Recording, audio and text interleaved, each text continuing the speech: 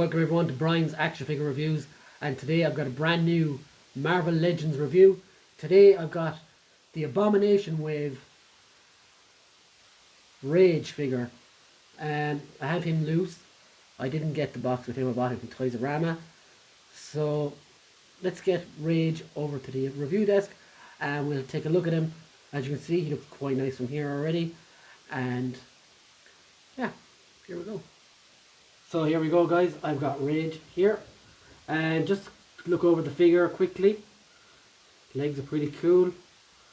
Now there isn't much from the waist down, it's pretty all standard. I like the sheen on the boots, really makes them stand out that little bit, especially when a figure is all in black. Now onto the jacket, this is where the figure starts to pop. You've got the belt all sculpted on there, the pockets are sculpted all the way around. It's really class. It's a nice feel to it as well, proper like leathery jacket feel. Also, if you go underneath, you've got his belt, which is all sculpted as well. It's really done well. And you've got the chest here there in the figure. I don't mind that at all. I've seen others crib and give out about it, but it doesn't bother me. On the sides, on the hands here, you've got the wrist kind of things all sculpted as well, and the hands done really nice. I think you could have done some sculpted things here as well, which would have been cool. Where this guy stands up for me is the mask. It reminds me of King from Tekken a little bit, and of course it's the luchador mask. Obviously, as a big wrestling fan, I'd be fairly familiar with that. But his face as well, the anger on his face is absolutely excellent. You can really see how nuts he looks. But yeah, so let's go over the articulation on this guy. I like the way the jacket sits so high on the neck as well. Some people are giving out about the head being too big for the body. I don't see it myself. I don't know, what do you guys think? As for articulation, he looks down this far, up that far, left to the right. It won't go all the way around because it does go a little bit side to side.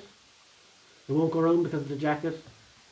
Shoulders goes all the way out here like that. He does have double jointed elbows, which are a little bit held off because of those big muscles. Same wrist articulation as most Marvel Legends figures, up and down and around in circles.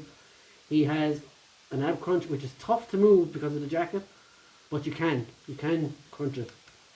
It doesn't go back though, because the back is obviously too tough. He does have waist articulation, which goes wee like that. Legs go out that far. They go up this far. Double jointed knees go back this far. And the ankles pivot right and left and up and down. And he also has boot articulation.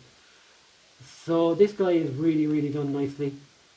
It's a great figure to have, even if it's just like have someone to fight your Iron Mans and your Captain America and stuff.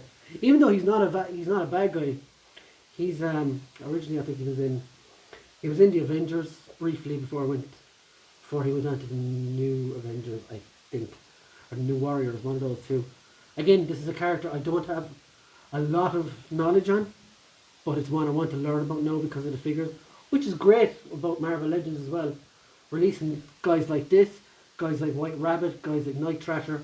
A lot of people don't know them, but the figures are done so well you want to learn about them. So that's been my review for Rage, Marvel's Rage. And yeah, I would 100% recommend this guy, especially if you can get him at a good deal. I see a lot of people who will be selling this guy loose because they just wanted to part for the Build-A-Figure. So you can get this guy pretty cheap if you keep an eye out, and he's well worth the buy. And yeah, so that's me. And also I gotta give a big shout out to Brett Passy for being the one who did sell him to me. So thanks a million, Brett. You can find him in Marvel Legends Community UK along with loads of others. And yeah, that's been my review of Rage. Later guys.